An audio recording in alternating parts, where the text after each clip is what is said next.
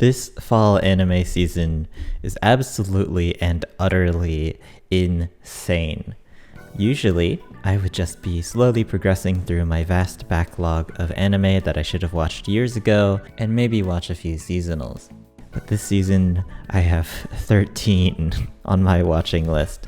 Before we get talking about all the shows, I just want to say up front that I am not covering every anime that is coming out this season, but I will try and give everything that I have something to say about some time. And I know a bunch of you aren't subscribed, so if you'd like this, do click that button. We are so close to 1,000. Make it happen. I want to start by rapid firing through a bunch of sequels, because there's a ton of big ones. Mob Psycho continues to be both hilarious yet moving. Spy Family continues its cute family action hijinks. I can't wait to see what more historical twists and turns await in Golden Kamuy Season 4. Tycoon Bunny 2 Part 2 manages to improve upon its first half, and Pop Team Epic is knocking it out of the park with their genre spoofs and seiyuu duos. I still can't believe we had Kugimiya Rie and Romi Park sharing roles with Nobuyuki Hiyama and Toshiyuki Morikawa in the same episode for an extended Obari-directed mecha parody segment. Unreal. Biggest of all the sequels though has to be the return of the Bleach anime after an entire 10 years off the air, and it's looking fantastic. Studio Pierrot really pulled out all the stops, and Bleach in motion has never looked better. I enjoyed Bleach when I was younger, but never watched or read past the Soul Society saga, so I'm seriously considering going back and catching up on everything I missed so I can properly enjoy the 1000-year Blood War anime. Oh, and Hero Academia Season 6 is here too. That covers all the sequels I'm following, but there's still another Shonen Jump anime we need to talk about. The highly anticipated Chainsaw Man anime adaptation has also started this season, and boy, the dogs are eating well.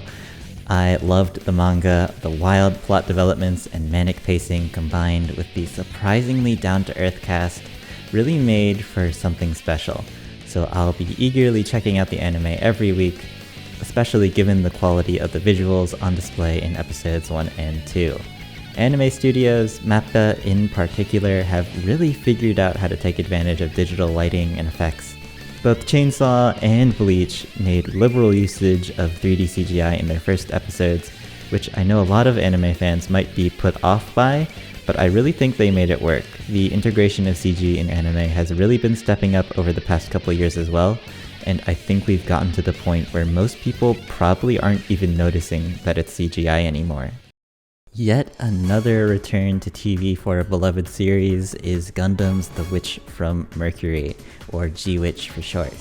As a mecha fan, I am always down to see what Gundam is trying to do with their new series, and this time it's apparently a reverse harem?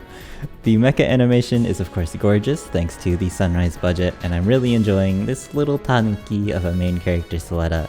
With the first 3 episodes plus the prologue, we've definitely only scratched the surface with what this series has to offer, and I'm very excited to see where they take it from here.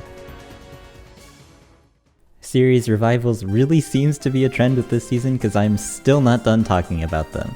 Urusei Yatsura and Reiwa no Digi Sharat are our last two.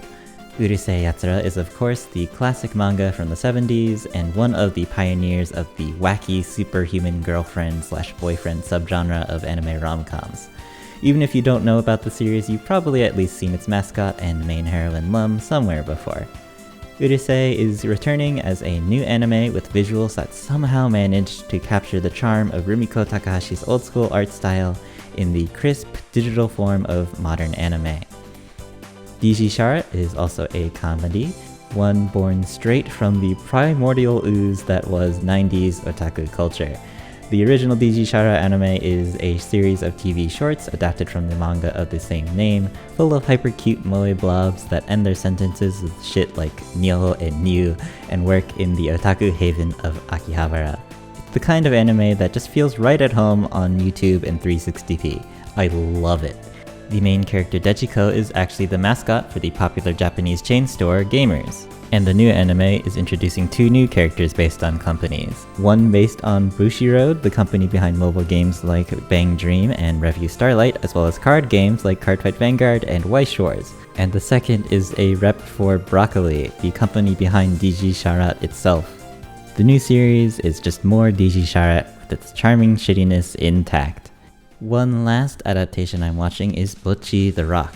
I'm a sucker for good music anime, and the performing animation and the music itself from Bocchi seems 100% up my alley. The shy girl joining a band story seems like a cute setup that will also hit in the emotional department. I haven't read the manga, but I'll be following the anime and I have a feeling it's gonna hit pretty close to home. As for original anime, we've got Do It Yourself, a cute slice of life about a DIY club.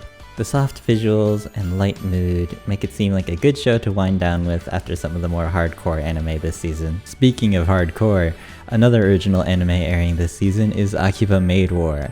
It's got an absolute trip of a first episode which combines maid cafes with yakuza drama and wotage dancing, and I need to see where it goes from here. There's also some interesting oddball shows like the man-turned-ASMR mic anime and the barely animated Human Crazy University. And there's still so much anime I could talk about. Blue Lock, Eminence and Shadow, the obligatory seasonal fantasies, isekais and rom-coms. If I didn't talk about your favorite anime this season, it's not because I don't care to check it out. It's really just the absolutely overwhelming amount of cool anime coming out that has defeated me.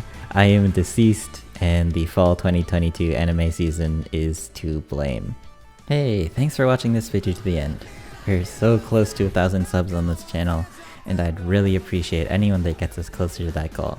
I've got a bunch more anime and tokusatsu videos that you can check out if you like this, so do click on those links wherever they are, and I hope to see you in the next one.